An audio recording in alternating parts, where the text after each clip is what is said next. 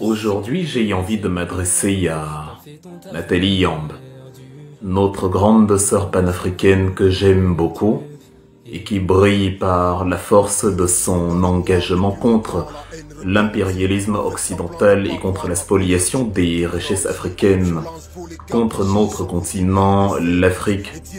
J'ai cependant, avant de faire cette vidéo, fait un énième tour sur la page Facebook de notre sœur Nathalie, où j'ai regardé une intervention qu'elle a faite dans le sillage des interventions qu'elle fait d'habitude. La publication est à environ 28 000 j'aime en moins de 24 heures et il y a plus d'une centaine de milliers de vues. Je considère et j'ai toujours considéré que quand on a une audience comme celle-là, on a le devoir d'intervenir sur les sujets qui dérangent notre société. C'est ce qu'elle fait. Mais je considère que quand on a un problème comme le cas Martinez au Cameroun, qui a été assassiné d'une manière dont même en temps de guerre, je n'ai jamais vu un être humain se faire assassiner et asticoter de la sorte. Je considère donc que quand un problème aussi réel, aussi concret, aussi pragmatique, quand un cas factuel sous nos yeux se présente comme ça, et que le crime est commis par les nôtres, par des voyous au sein de nos rangs qui ne font pas honneur à l'Afrique, je considère que le devoir est d'autant plus grand de s'exprimer dessus. De manière véhémente, de manière claire, de manière longue, de manière ouverte et de manière fréquente, récurrente, comme elle le fait sur le cas de la France. Donc, je ne cautionne pas, je n'accepte pas que ma sœur Nathalie soit autant présente sur l'impérialisme colonial, néocolonial, et autant absente, parce que oui, c'est une absence. Oui, il faut chercher, il faut fouiller pour trouver ces interventions sur Martinez Zogo. Il y en a évidemment, mais c'est compliqué de les trouver, il faut vraiment creuser, et ça me pose un énorme problème. Ça crée un anachronisme comportemental, un anachronisme dans l'engagement, parce que le monde regarde, les étrangers regardent, les Camerounais regardent, parfois les Ivoiriens, les Tchadiens aussi regardent et se disent je veux bien qu'elle défende l'Afrique. Mais le Cameroun est un pays africain. Défendre le Cameroun, c'est défendre l'Afrique. Défendre la vie humaine au Cameroun avec la même force qu'on défend contre la France, évidemment, c'est défendre l'Afrique. Nous gardons notre crédibilité dans le combat panafricain quand nous montrons que c'est la vie que nous protégeons. C'est-à-dire que nous ne voulons pas que les Français assassinent les nôtres, que les Français spolient les nôtres, que les Français prennent nos richesses et nous paupérisent, dont nous conduisent à la mort. Mais en même temps, nous ne voulons pas que des Africains tuent des Africains. Nous ne voulons pas que des Camerounais tuent des Camerounais. Le meurtre de Martinez est symbolique d'un état de fait au Cameroun où on tue pour des opinions politiques. Je peux m'exprimer, moi aussi je m'engage contre l'impérialisme occidental, mais je peux m'exprimer contre Emmanuel Macron, je peux lui dire ce que je pense de lui sans craindre quoi que ce soit. Le hasard des choses m'a conduit à rencontrer Emmanuel Macron au détour d'une ruelle quasiment en 2022, et je lui ai quand même dit que je n'appréciais pas le fait qu'il soutienne Zelensky contre les Ukrainiens, enfin contre l'impérialisme de Poutine, ce qu'il appelle l'invasion russe et tout. Il soutient Zelensky, il considère que Poutine est un dictateur et il veut le faire tomber. Mais chez Paul Biya, il soutient Paul Biya contre le peuple camerounais. J'ai trouvé que ce n'était pas cohérent dans la démarche. Et après cet entretien qui a quand même duré 4 minutes, je suis rentré chez moi en toute quiétude et je suis encore en vie à l'heure actuelle. Martinez a été tué quelques jours, limite quelques heures à peine, après qu'il ait dit qu'il allait continuer de révéler tous les documents qu'il avait sur l'affaire Jean-Pierre Amogo-Bellinga. Il a été tué d'une manière dont je ne souhaite à personne, ni dans nos familles, ni chez les gens que je ne connais pas, ni même sur le champ de bataille d'une guerre. Et quand on a un pouvoir comme ça, comme notre chère Nathalie, on a l'obligation en fait de dire avec la même fréquence, avec la même récurrence que quand on intervient contre la France, que ce n'est pas bien d'alerter l'opinion internationale sur Facebook, parce que Twitter, les Camerounais ne l'utilisent pas. Les Camerounais ne savent pas ce qu'est Twitter. Ça sonne pour eux comme des grisouillis, comme des chants d'oiseaux. C'est d'ailleurs ce que Twitter veut dire en anglais, ce que les Allemands appellent en Allemagne das Gezwitscher, c'est-à-dire le gazouillis des oiseaux, das Gezwitscher, de Twitter, ou Twitter. Donc, Nous avons besoin du même statement, de la même force communicationnelle que vous utilisez, chère grande sœur, sur l'impérialisme colonial que j'approuve totalement. Mais il y a un problème, il y aura toujours un problème. Pour moi, ce n'est pas bien de ne pas parler de l'affaire Martinez-Zogo comme vous parlez de l'affaire Emmanuel Macron, Alassane Ouattara, Sissoko Embalo et tout le tralala. Il faut s'exprimer, d'autant plus que Jean-Pierre Mogo-Belinga a tout fait pour retarder l'enquête sur son assassinat présumé, on va mettre présumé pour faire gentil, parce qu'il a des amis haut placés, il a des ramifications très haut, ça remonte jusqu'au garde des Sceaux, ministre de la Justice et même jusqu'au maître du portefeuille, monsieur Louis-Paul Motazé, le ministre des Finances, le maître de l'argent. Donc, et à travers cette puissance politique donc il obtient sans avoir un pouvoir politique officiel, il a la capacité de contrôler les plus hautes structures de l'État et d'empêcher justement qu'il soit coffré, même si sa culpabilité est avérée. C'est pour ça qu'on n'a jamais lâché prise et c'est pour ça qu'on a toujours exhorté les influenceurs de Samuel Eto'o à Rigobert Song, en passant par tous ceux qui ont une page de plusieurs millions d'abonnés, on les a toujours exhortés à contribuer à mettre la pression là, parce que si on ne le fait pas, si tout le monde ne se lève pas, ces gens-là même en toute dernière minute sont capables de se faire déclarer innocents parce que justement, ils ont la force d'intimidation, ils ont la force de manipulation, ils ont la force financière pour contrôler les appareils les plus centraux de l'État. La preuve, le patron de la délégation de la Direction Générale des Renseignements Extérieurs, monsieur Maxime Eko au Cameroun, est inculpé, l'un des principaux chevaux inculpés justement dans l'affaire de l'assassinat du journaliste. Et voilà, donc il n'y a aucun scénario qu'on peut cataloguer d'improbable. Comme on sait donc cela, on essaye de ne pas être naïf et on met toutes les forces que nous avons à contribution. Quand vous savez que quand vous allez parler, la terre entière sera au courant. Quand vous savez que votre parole va contribuer à exercer une pression déjà présente, mais qui a besoin d'être encore plus insoutenable, et que vous ne le faites pas, ce n'est pas bien. Il n'y a aucune raison qui justifie cela, il n'y en a pas. Vous pourrez utiliser tout type de pirouette, rien ne l'excuse, rien ne le justifie. Si c'était Emmanuel Macron qui avait assassiné Martinez-Zogo, Nathalie Yamb serait à sa 14e vidéo de la semaine dessus, et je serais totalement d'accord. Mais je ne suis pas du tout d'accord qu'il n'y ait plus la moindre vidéo sur Martinez-Zogo. J'avais déjà demandé à grande sœur Nathalie, nous savons, nous attendons une grosse vidéo de ta part sur le cas Martinez. En vain, la prochaine vidéo a parlé encore plus, une fois de plus, de la France, de l'impérialisme, et voilà. Non, l'engagement panafricain est un engagement total. Je ne vous fais pas des leçons de combat, mais l'engagement panafricain est un engagement absolu. Quiconque ôte la vie à autrui doit être dénoncé. Quiconque ôte la vie à celui qui a simplement usé de sa liberté d'expression doit être neutralisé. Les Européens ont utilisé l'excuse selon laquelle les Africains ont vendu leurs frères pendant l'esclavage. Et c'est pour ça qu'ils nous ont colonisés. Parce que nous-mêmes, on s'est vendus. Quand les Portugais arrivent au Congo,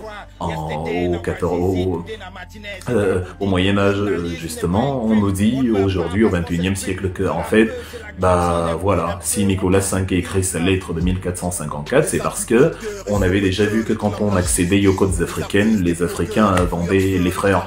C'est faux. Le problème, c'est que quand on voit justement un Africain assassiner un autre Africain, les Européens, chaque fois qu'on va leur dire « Vous êtes méchants, vous nous tuez, vous nous assassinez », ils vont dire « C'est parce qu'on voit que vous êtes barbares, vous vous assassinez vous-même ». Macron va dire « Bon, moi, on n'assassine pas un journaliste français tous les jours parce que il a parlé d'un riche homme d'affaires. » Ils vont vous dire que les journalistes ici ne font pas terrorisés par justement le fait de savoir qu'ils jouent leur vie s'ils essayent de s'exprimer. D'ailleurs, monsieur Jean-Jacques Oladébé a aussi été assassiné par les mêmes clans qui essayent de brouiller les affaires en créant d'autres affaires dans les affaires, comme disait Charles Pasqua.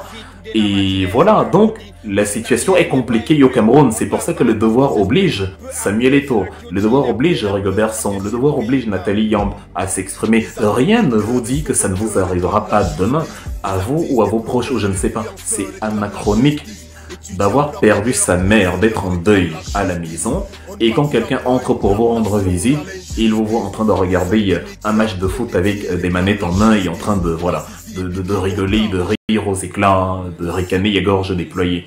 on va se poser les questions, mais est-ce que vous n'avez pas perdu votre mère par hasard? Est-ce que c'est pas l'appartement de la veillée? Est-ce que je me suis trompé? On nous raconte que dans l'an 44 de notre ère au 1er siècle, César Néron l'empereur de Rome jouait de la lyre pendant que la ville brûlait. Il était à Antium, et en revenant d'Antium, son village natal, il a aperçu la ville qui brûlait, et au lieu de s'occuper de la ville, il s'est assis sur le mont Quirinal, et il s'est mis à jouer de la cithare, il s'est mis à jouer de la lyre, il s'est mis à jouer de son instrument, pendant que la ville brûlait. Il ne faut pas que Nathalie fasse le Néron des temps modernes, parce que Néron était un empereur totalement bestial et sanguinaire, or Nathalie est une femme vertueuse. Les habitudes des vertueux ne doivent donc pas s'assimiler aux habitudes des barbares. Nous avons un problème, en tout cas j'ai un problème personnel. La raison pour laquelle je m'acharne, c'est un acharnement totalement assumé. Parce que, comme je l'ai dit, je ne reculerai devant rien pour que les assassins de Martinez-Zogo, qui sont connus, qui sont actuellement en détention, malgré tout le blabla qu'on essaie de nous faire croire pour embrouiller les petits esprits, les assassins de Martinez-Zogo, c'est ceux qu'on a arrêtés là. C'est ceux qui sont en garde à vue, c'est tout le gang, de Justin Danway à Maxime Eko en passant par Jean-Pierre Amogo Bellinga et leurs complices, voilà. Et ceux qui se sont retrouvés au mauvais endroit, au mauvais moment et qui se sont liés à des criminels par bêtise, à hashtag Bruno Bidjan. Donc, je ne voudrais pas, justement, qu'il y ait une quelconque chance que ces gens-là soient libérés, dont mon acharnement vise la détermination avec laquelle je veux que l'affaire soit résolue. C'est pour ça que je mets à contribution tous ceux qui ont une puissance médiatique. Moi, j'aurais bien aimé, chère Nathalie, avoir ton audience. Je n'ai que 8 amis sur Facebook, donc quand je parle, la portée n'est pas la même. Mais si on me donne 900 000 abonnés, si on me donne 1 million d'abonnés, évidemment, je vais faire feu de tout bois. Je ne vais pas rigoler avec cette histoire parce que déjà, je ne rigole pas avec. Moi, je veux un pays où, quand nous insultons la France, nous puissions leur dire « Regardez, chez nous, notre pays est un exemple ». Je ne veux pas un pays où, pendant que je dis à la France « Tu es un pays méchant, barbare, tu ne défends pas les droits de l'homme », la France me dise « Bah, même chez vous, on ne défend pas les droits de l'homme, qu'est-ce que tu veux ?» Vous-même vous traitez comme des animaux, donc on va vous traiter comme des animaux. Alors, chère Nathalie, même aux yeux des Tchadiens, la crédibilité, la solidité de l'argumentaire reposera sur le combat et la détermination à débusquer les coupables et à emprisonner à vie les coupables de l'assassinat de Martinez-Zogo. C'est quand les autres verront que sur les histoires du Cameroun, vous ne faites pas de distinguo. C'est ce que notre grand frère Kémy Séba, que je peux féliciter sans comparaison aucune, autant il va parler contre Patrice Talon et le régime béninois, autant il va parler contre la France. Il n'y a pas de raison à parler d'un et à bifurquer et à tergiverser autant sur l'autre. Ça me dérange beaucoup, ça me dérange énormément. Parce que je crois en nos leaders, je crois en tout ce que je vois sur la place publique, je crois en une sorte de communion, de fusion de nos idées, et tant que aucune clause, aucun élément ne t'empêche de parler d'un sujet, parle-en, surtout si c'est la vie qui est en danger, surtout si c'est la vie qui est en jeu. Quand on s'engage, on ne s'appartient plus à soi-même, on se retrouve obligé d'intervenir. Même avec nos petites pages, des gens nous disent « Ah Wilfried, depuis hier midi, je suis sur ta page, j'attendais que tu dises quelque chose. » On ne s'appartient plus. Les gens attendent que nous nous exprimions. Et si on dit « Non, je ne vais pas m'exprimer, non, allez chercher, non, si, non, ne me forcez pas, non, allez là-bas », on joue un jeu très dangereux parce que dans 5 ans, dans 10 ans, 2 ou 3 choses peuvent se passer où autrui nous rappellera que dans le contexte X, à un moment T de l'histoire, voilà le comportement que tu as eu et ça n'a pas collé. Et c'est pour ça qu'aujourd'hui, la roue tourne. Nous avons des adversaires communs. Nos adversaires, c'est celui qui spolie la richesse africaine, dont l'Empire occidental. Et on a évidemment dans le viseur les Chinois et les Russes pour les empêcher de faire la même chose. On veut coopérer avec tout le monde qui va être ami avec nous, qui va échanger, voilà, de manière équivalente à ce que ils reçoivent de nous, on reçoit aussi de quelque chose. Nous voulons ce type de coopération-là, que ce soit avec les Américains, les Français ou les Russes. Donc, notre adversaire commun, c'est l'empire colonial et néocolonial d'où qu'ils viennent. Et l'autre adversaire commun, ce sont les fossoyeurs de la République au Cameroun, les acteurs politiques, ceux qui ont privé le peuple de la liberté d'expression, les Paul Biya, les dirigeants comme ça, les Bongo, etc. Et maintenant, les hommes d'affaires autour de qui se sont malheureusement illustrés par un comportement encore plus bestial que ces leaders eux-mêmes. Parce que là, j'en suis arrivé à compter sur Paul Biya pour débusquer Mogo Bellinga, moi qui n'ai jamais compté sur Paul Biya. Mais voilà, j'en suis arrivé à attendre que Paul Biya m'impressionne pour une fois dans sa vie et fasse un travail pour une fois dans sa vie qui aboutisse à son terme et qui coffre ces gens-là en prison. Au moins, je pourrais dire de lui plus tard que bon, c'était un président médiocre de A à Z, mais il y a une petite exception dans son mandat où il a quand même coffré des assassins et où il nous a justement permis de construire, où il nous a plus empêché de construire ce pays-là où on peut parler sans être assassiné.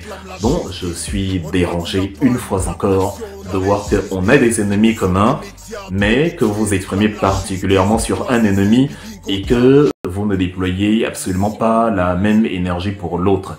Il y a des jours où vous faites 6-7 jours sans publier sur votre page, meubler cet espace-là pour faire 2-3 lignes pour Martinez Zogo en disant un truc du genre, si c'est Amogo Bellinga l'assassin de Martinez Zogo, j'espère qu'il finira ses jours en prison et qu'il n'en ressortira plus. Et que s'il est innocent, tant mieux pour lui qu'il soit libéré. Mais s'il est coupable, qu'il soit maudit jusqu'à la 1000e génération.